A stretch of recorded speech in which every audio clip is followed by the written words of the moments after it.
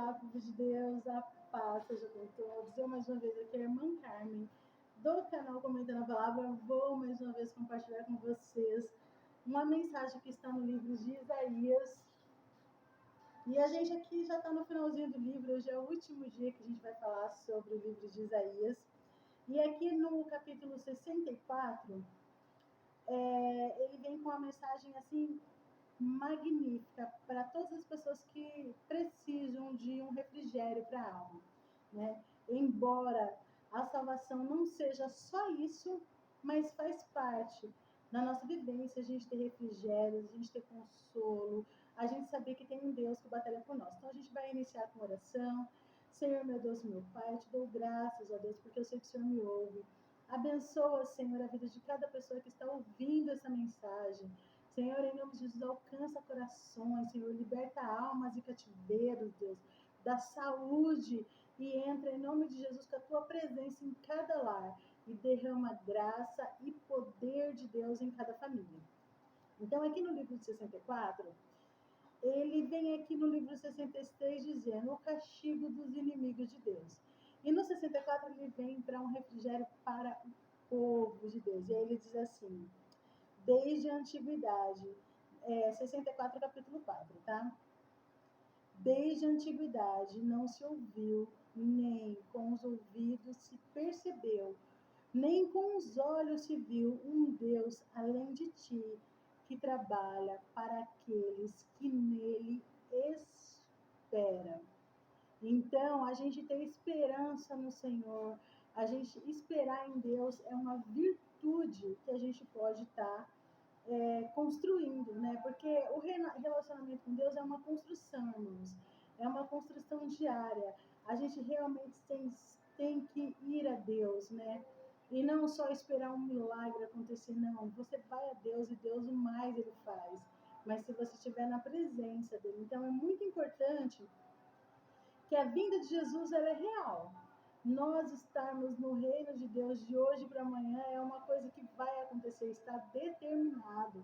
É uma mensagem que Deus ele diz do começo até o livro de Apocalipse, que isso é um fato, isso vai acontecer. Se você vai estar lá ou não, depende de você.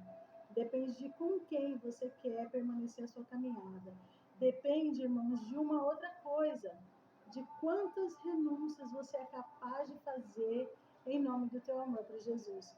Porque a vida do Evangelho é uma vida que uma coisa é certa, a gente tem que viver mortificado para as coisas desse mundo. E a gente tem que renascer e a gente tem que tomar posse da palavra de Deus em cada movimento que a gente fizer. Porque Jesus, ele na cruz, ele foi crucificado pelos nossos pecados. Então ele já estava morto, não restava mais nada para ele. E nós aqui, para as coisas do mundo, nós devemos estar mortos também.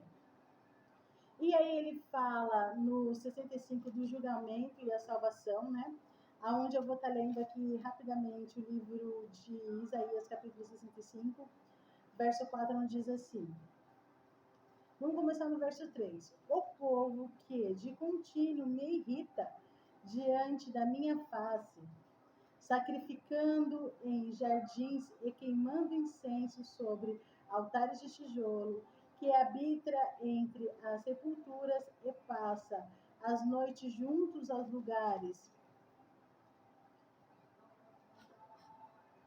misteriosos, come carne de porco e tem caldo de coisas abomináveis nos seus vasos.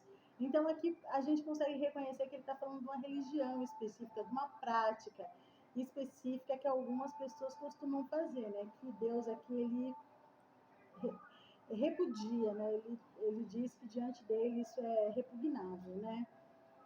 Então, assim, a gente precisa abrir mão das práticas que não agradam ao coração de Deus para que a gente possa viver uma vida abençoada. E ele, no capítulo 66, a mensagem central é: a hipocrisia é condenada.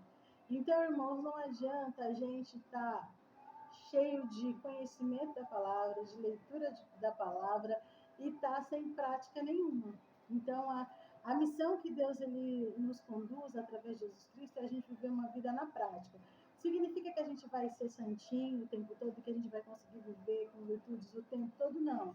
Significa que a gente vai escolher o que Jesus faria por nós, mesmo que em alguns momentos a gente se sinta enfraquecido, a gente vai voltar de novo, se conectar de novo, a gente vai falar, vamos, Jesus, vamos, porque eu faço parte do teu exército, eu faço parte dos seus eleitos, né? Então é isso que Jesus ele está falando, né? Que é verdadeiro.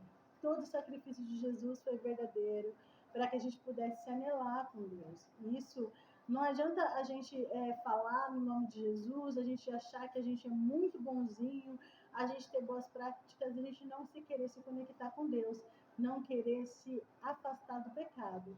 Porque um verdadeiro cristão é aquele que obedece.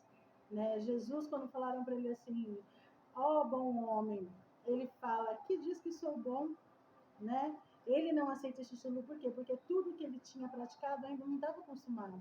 Ele não tinha cumprido o propósito de Deus. Então, esses títulos não eram vigentes para ele ainda pelo fato de não ter sido consumado. Mas hoje já está consumado. A única certeza que a gente tem é que ele está voltando. Ele está voltando e Jesus ele está próximo.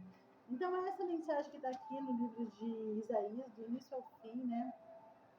A presença de Deus o tempo todo, a morte, a crucificação e as fases que Jesus passou por Deus ter amor a um povo que ele, em alguns momentos, dizia que estava desentendido dos propósitos de Deus, né?